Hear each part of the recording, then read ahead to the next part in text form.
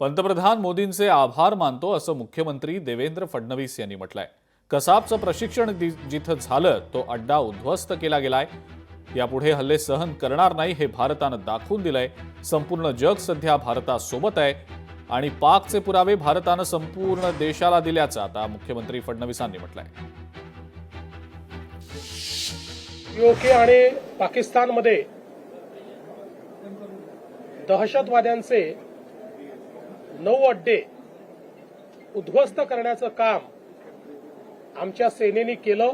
दहशतवादाच्या विरोधात एक प्रचंड मोठी लढाई भारताने या माध्यमातून केलेली आहे आणि हा नवीन भारत आहे।